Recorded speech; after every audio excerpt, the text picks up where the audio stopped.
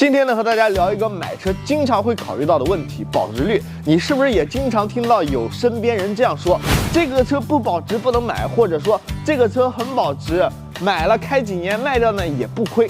所以保值率呢，对于普通家庭购车还是有很重要的参考意义的。那么问题来了，到底什么车保值呢？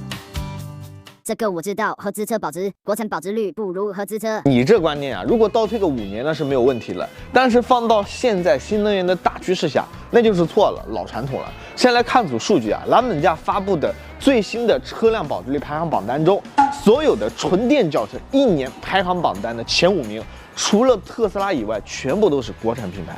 再来看啊，纯电中型 SUV 1年保值率排行榜单前10名，那除了特斯拉 Model Y、福特 Mach E， 还有丰田 BZ4X 这3款合资车型之外，剩下的7款毫无意外全部都是国产车。而且除了特斯拉 Model Y 之外呢，另外2款合资纯电 SUV 销量惨淡。所以在如今新能源的大趋势下，你要买新能源车，国产新能源车比合资新能源车可能会更保值，比如比亚迪。尤其是汉唐2款车型，那在所有的纯电动车1年保值率榜单里，汉 EV 的保值率是最高的，居然达到了70.66%。那在所有的纯电动中型 SUV 保值率榜单里，唐 EV 也是最高的65.65%，比 Model Y 还要高。当然了，也不仅限于纯电车，那在20-30万，包括所有的国产合资燃油车、混动车在内，汉 DM-i 的保值率排名第3。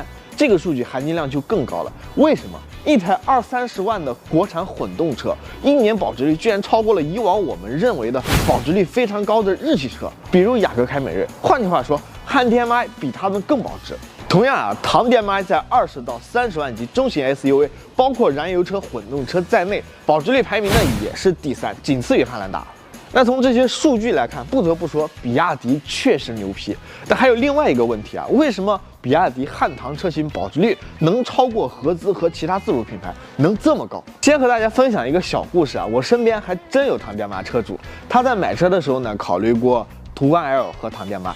后来我问他，你为什么不选大众买比亚迪？他是这样跟我说的：差不多的价钱买唐 DM-i， 空间更大，油耗更低，加速更快，而且内饰呢也更豪华。也就是说，你花同样的钱买唐 DM-i， 你能得到的享受更多。所以保值率很高的第一点就是产品力要更强。那要油耗，汉唐 DM-i 超级混动，油耗低还平顺好开。那要性能 ，DMP 3擎混动，0-100加速轻轻松松能干到3秒多，还有豪华舒适性等等方面。所以产品力方面，汉唐呢够硬够强。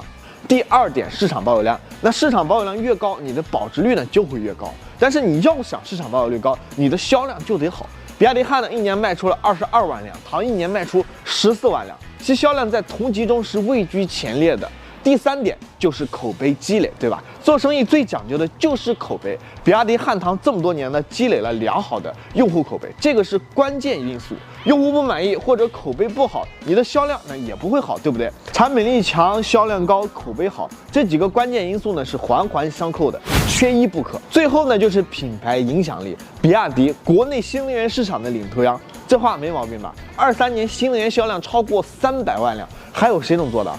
那每一次一提到新能源车、混动车，我身边很多人第一反应就是比亚迪，因为比亚迪确实推动了中国品牌新能源车的进步。举个例子啊，比亚迪DM-i 超级混动出来之前，你想要以燃油车的价格买到混动车，那是不可能的，因为那个时候一般混动车的价格相比同级别的燃油车都要贵很多。但是比亚迪DM-i 超级混动出来之后，做到了油电同价，比如秦 PLUS DM-i 比同级燃油车的价格还要低。而且同时呢，也把传统合资燃油车的价格打下来了，让我们消费者受益。最后呢，想说一句，国产车不如合资车保值的时代早已经一去不复返了。我们国产车呢已经崛起了，给国产车点赞，也给比亚迪点赞。